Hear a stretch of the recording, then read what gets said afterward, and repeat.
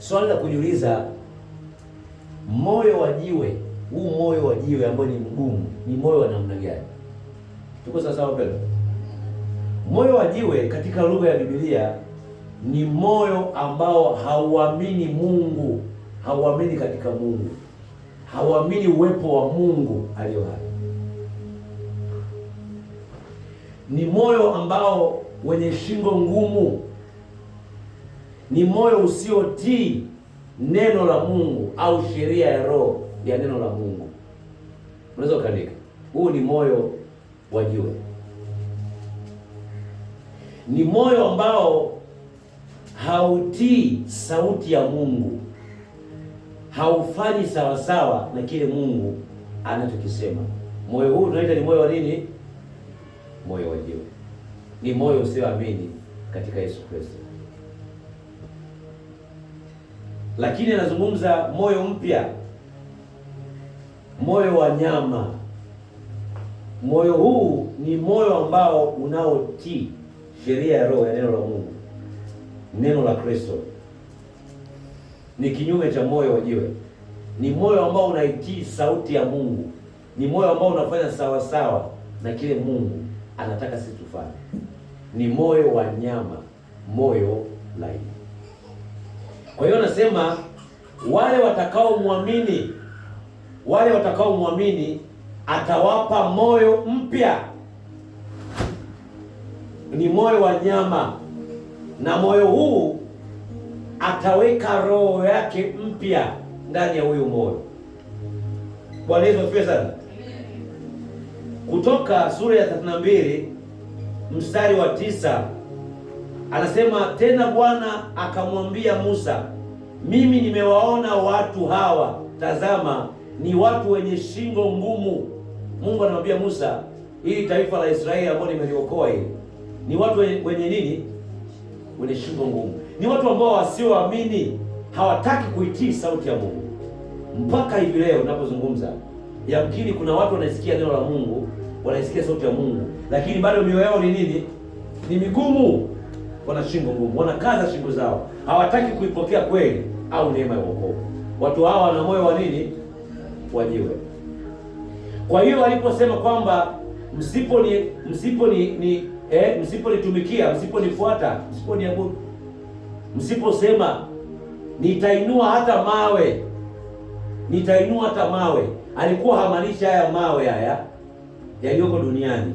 Anasema atainua hata mioyo ya watu wasioamini. Kuna watu ambao hawaamini Yesu Kristo, hawana neema ya wokovu, lakini Mungu anawatumia kama mawe kwa ajili ya kufikisha ujumbe hata kwa watu ambao wenye Mungu tayari. Kuna mtu mmoja anaongelea kwenye mwana wapendo, Zakaria sura ya 7 mstari wa 11 na 12 anasema, lakini hao walikataa kusikiliza, wakageuza bega lao, wakaziba masikio yao ili wasisikie. Naam, walifanya mioyo yao kuwa kama jiwe gumu, wasije wakasikia sheria na maneno ya Bwana Mungu wa majeshi, aliyowapeleka kwa Roho wake kwa mkono wa manabii wa kwanza. Kwa sababu hiyo ghadhabu kuu ikatoka kwa Bwana wa majeshi. Anasema watu hao waligeuza masikio yao, walimpa Mungu gongo kisiki. Hawakutaka kusikia, waliziba, walifanya mioyo yao kuwa migumu ili wasisikie maagizo ambayo Bwana wa majeshi, Mungu aliye hai, amewapa manabii wake kwa ajili ya watu wake. Bwana Yesu asifiwe sana. Kwa kitabu cha Zaburi sura ya 95, andika Zaburi sura ya 95 mstari wa 8 na wa 9, pamoja na kitabu kile cha Waebrania sura ya 3 mstari wa 8 na wa 15. Waebrania 3 mstari wa 8 na 15. Neno la Mungu linasisitiza kwamba tusifanye mioyo yetu kuwa migumu. Tusiruhusu mioyo yetu kuwa nini? Migumu. Lakini kuna Wagalatia sura ya 5 mstari wa 19 na 23 tunaona aina mbili ya watu. Wagalatia sura ya 5 mstari wa 19 hadi wa 23. Aina ya kwanza ya watu ni watu ambao wanaishi kwa matendo ya mwili, yaani wanaruhusu miili yao iwatawale. Wanaruhusu nini? Miili yao itawale. Ukiwa umeokoka, hata kama umejaza Roho Mtakatifu, hata kama unaenda kwa lugha mpya, ukisharuhusu mwili wako utawale, lazima matendo ya mwili yatachukua nafasi kwenye wokovu wako. Ugomvi, hasira, ghadhabu, chuki, wivu, uasherati, uzinzi, haya ni matendo ya mwili yanayotawaliwa na mtu ambaye hatembei katika Roho, anatembea katika nini? Katika mwili.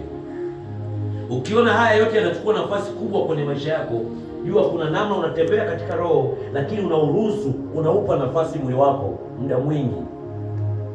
Bwana Yesu asifiwe sana. Lakini anayetembea katika Roho ni yule ambaye, Wagalatia sura ya 5 kuanzia mstari wa 22 na 23 unaosema, ni yule ambaye ameruhusu tunda la Roho: wema, upole, utu wema, kiasi, upendo.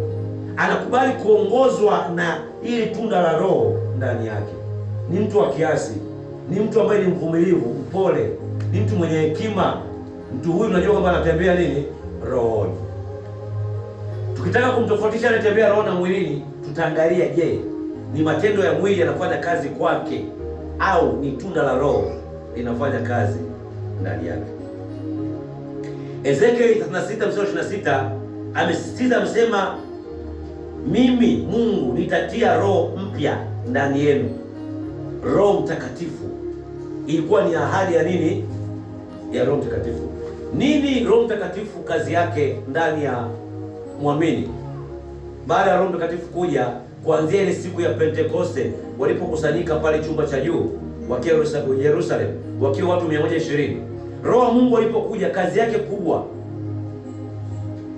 Yesu akasema kwenye Yohana sura ya 14 mstari 23, mtakapo nipenda na kuzishika sheria za Baba yangu, mtakapo nishika neno la Mungu, Baba yangu atawapenda. Alafu anasema mimi na Baba yangu tutakuja kufanya makao wapi? Ndani yenu. Yohana sura ya 3 mstari wa 5 na 6 anasema mtu asipozaliwa kwa maji na kwa Roho hawezi kuingia katika ufalme wa Mungu. Kwa hiyo Roho wa Mungu anatupa sisi uwezo wa kuzaliwa mara ya ngapi?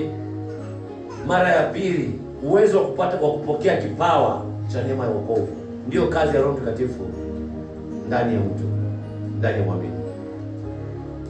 Lakini Yohana sura ya 16 mstari wa 8 anasema naye akishakuja, yani huyo Roho Mtakatifu, Yesu Kristo anasema naye akishakuja atawaonya ulimwengu juu ya dhambi na haki na hukumu.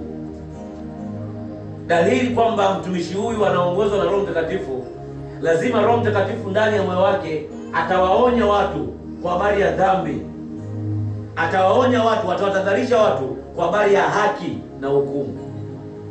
Ndio ishara kwamba mtumishi huyu anaongozwa na Roho wa Mungu ndani yake. Atakapokuja atawaonya kupitia vinywa vya watu, atawaonya watu kwa habari ya dhambi, kwa habari ya nasa, kwa habari ya haki na kwa habari ya hukumu. Bwana Yesu asifiwe. Hatujaitwa kuambia watu kwamba toeni ili mfanikiwe. Hapana.